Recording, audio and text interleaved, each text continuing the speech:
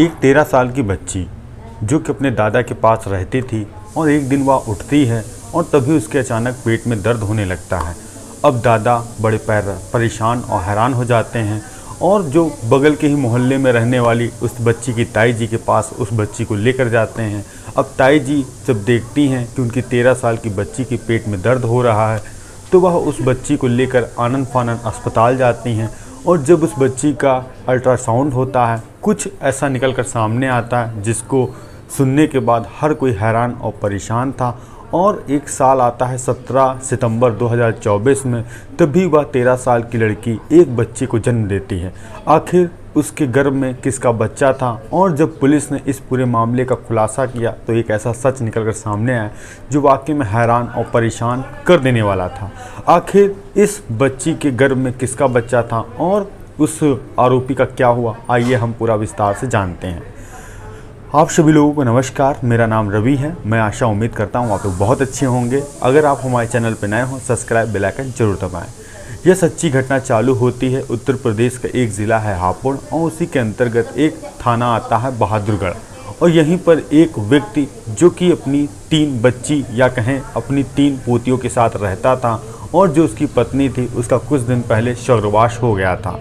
तभी एक दिन अचानक जो उसकी पोती उठती है और कहती है, दादा मेरे पेट में 2-3 दिन से काफ़ी तेज़ दर्द हो रहा है और आज दर्द बर्दाश्त से बाहर है, क्यों ना मुझे एक अस्पताल में कहीं दिखाई चल के। अब जो दादा था वह भी हैरान और परेशान हो जाता है और वह पुलिस के माध्यम से सोचता है क्यों ना कोई महिला इस बच्ची को लेकर जाए और पता लगाने की कोशिश करे कि आखिर इसके पेट में क्या समस्या है। तभी जो हापुड़ का ही एक इलाका था जहाँ पर उस बच्ची की ताई रहती थी, अब वह जो बूढ़ा व्यक्ति उस बच्ची को लेकर जाता है, ताई जी के पास छोड़ देता है और कहता है इसके बच्ची के पेट में 3-4 दिन से दर्द हो रहा है और इसका ज़रा इलाज करा के देखो। मैंने तो हर संभव कोशिश की मगर इसको कहीं आराम नहीं है।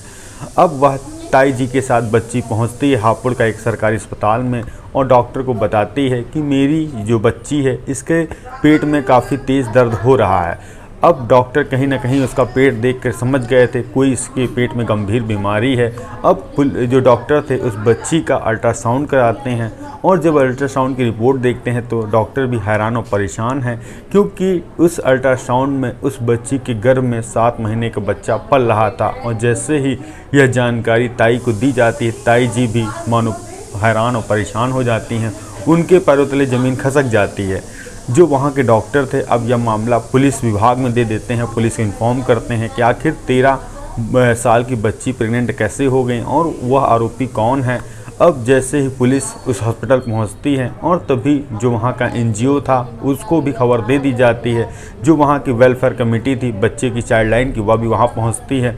अब बच्ची से पुचकार के पूछा जाता है कि आखिर तुम्हारे साथ यह सब किसने किया, तो वह पहले तो घबराती है और देखती है कि सब वहाँ पुलिस वाले खड़े हैं और बहुत सारे लोग हैं।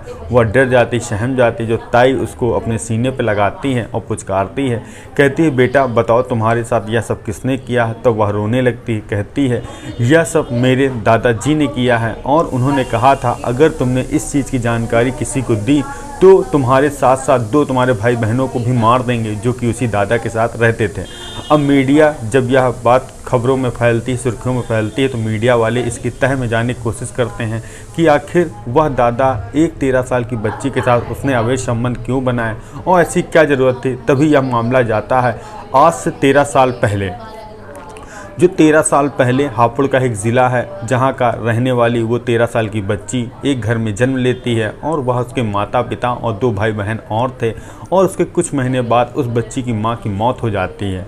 अब जैसे तैसे जो पिता था अपने 3 बच्चों की परवरिश कर रहा था। तभी एक साल आता है 2022 जहां उस पिता की भी तबीयत खराब हो जाती है, जिसके बाद उसकी भी मौत हो जाती है।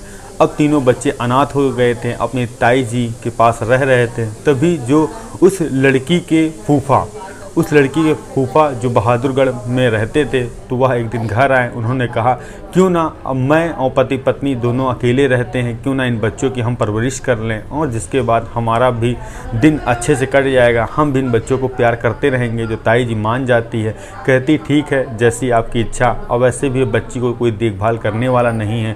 तभी वह फूफा उन बच्चियों को लेकर चला जाता है अपने घर और 2022 का आखिरी महीना होता है जब उसकी दादी की मौत हो जाती है, या कहें उसकी पत्नी की मौत हो जाती है। अब उसके घर में दादा और 3 बच्चियां थीं। तभी एक दिन वह पोती चाय बनाकर अपने दादा को लेकर आती है। वह दादा उठता है, पहले बच्ची को अपने पास बैठालता है और उसको पकड़ता है। अब वह बच्ची अलग हट रही थी, तभी उसको जोर जबरदस्ती करता है और उसके साथ शारीरिक संबंध बनाता है। और जब बच्ची विरोध करती है तो उसको डांटता है, फटकारता है और कहता है कि तुमने यह सब बातें अगर किसी को बताई तो मैं तुमको जान से मार दूंगा और तुम्हारे साथ जो तुम्हारे भाई बहन हैं उनको भी मार दूंगा। यह कारवा 6 से 7 महीना तक चलता रहता है। एक दिन अचानक उस बच्ची के पेट में दर्द होता है और वह दादा को बताती है, तो वह छोटी मोटी दुकान से दवाई लेकर आता है और उसको यह चीज़ बिल्कुल भी नहीं पता थी कि उसके गर्भ में उसी का बच्चा पल रहा है। और जहाँ से वह बच्ची को लेकर आया था उसी ताई के पास उसको छोड़ आता है और कहता है कि इसकी जांच कराइए और पता लगाने की कोशिश करिए क्या मर्ज है।